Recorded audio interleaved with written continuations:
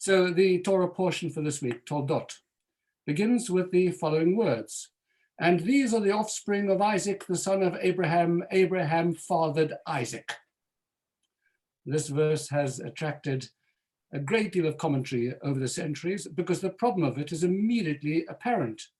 If we're told in the first part of the verse that Isaac is the son of Abraham, it's superfluous to mention it immediately after the statement, the second half, by telling us that Abraham is the father of Isaac. All the more so because in previous chapters, we've read in some detail about the birth of Isaac to Abraham and Sarah. So one interpretation of this repetition is to tell us about the uncanny resemblance between father and son. There is an extraordinary midrash that says that Abraham prayed to grow old so that as a result he would look older because people kept confusing him with his son. People who saw Abraham said, "Oh, that is Isaac." And people who saw Isaac said, "Ah, this is Abraham." I say it's an extraordinary midrash because most of us would probably pray to look younger, not older. And we'd probably consider it the greatest compliment if someone confused us with our children. By the way, a Jewish lady visits a doctor and asks that he help her to look younger. He says to her, "My dear, I can't promise to make you younger, but I can promise to try and make you older." That's what you go to a doctor for, to get older, not to get younger.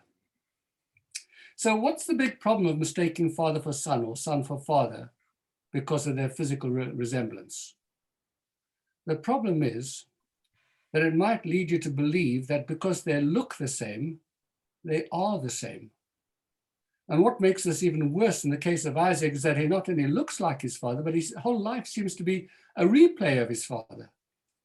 He too is forced by famine to go to the land of the Philistines. He too encounters Abimelech. He too feels impelled to say that his wife is his sister. He redigs the wells his father dug. He seems to do very little in his life that is distinctively his own.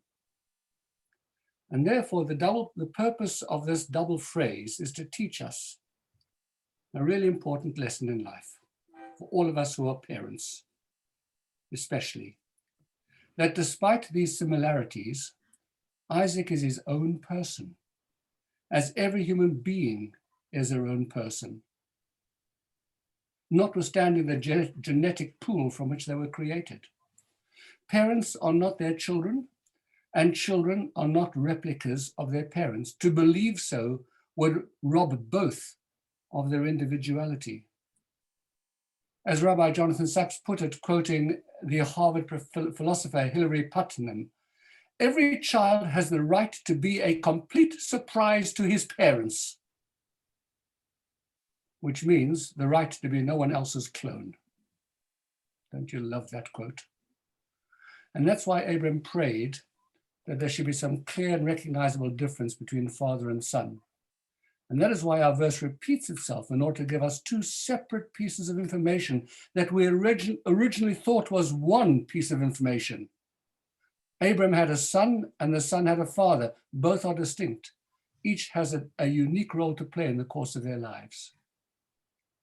But there is another more worrying interpretation of our verse, which is drawn from another midrash, and it's quoted by Rashi. The cynics of that generation were saying that Sarah had become pregnant from Abimelech since she had failed to conceive in all the years that she was with Abraham. So what did God do? He formed the countenance of Isaac to resemble that of Abraham so that all might attest that Abraham had fathered Isaac. And this is the meaning of the verse that says Isaac is certainly the son of Abraham, since there's a proof that Abraham fathered Isaac in their appearance. What the cynics said, what they put about, was of course a lie. Let me just kill this. But like most lies, it had a basis. Chapter 20 in the book of Bereshit describes how Sarah was taken to the harem of Avimelech, the king of Gerar. And chapter 21 immediately follows describing the birth of Isaac, suggesting that Abraham was infertile and Avimelech was the father. So to dispel this lie, God ensured that Isaac would bear a close physical resemblance to Abraham so that no one should mistake who the biological father was. The question, of course, is why the Midrash and Rashi needs to inform us of this salacious piece of gossip. Who cares what people said in the marketplace about Abraham's family?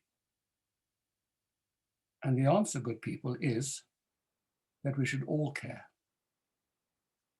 We should care because, as we well know, lies have legs. Even with the proof of Isaac's parenthood, the cynics would continue to sprout their lies until eventually it would be seen as a truth. And that, after all, is the whole point about Holocaust denial, or President Trump's insistence that the election was stolen from him, even though to date there's no evidence, or the growing corona anti-vaccination movement. Repeat lies often enough, and large numbers of people will believe them. And the danger of these lies is not only that more people may die if they're not vaccinated, or that the democratic foundation upon which the United States of America is built will be compromised, or that the horrors of the Holocaust will be erased from memory. The danger is that truth itself will be compromised, to the point where it becomes no longer possible to know where truth lies in any given matter. And that's a position to which the world is rapidly tilting. And perhaps therefore the Midrash, as quoted by Rashi, is signaling a warning to humanity. Guard truth jealously and make it clearly apparent to all, like the faces of Abraham and Isaac, especially when the facts are incontrovertible. Shabbat Shalom.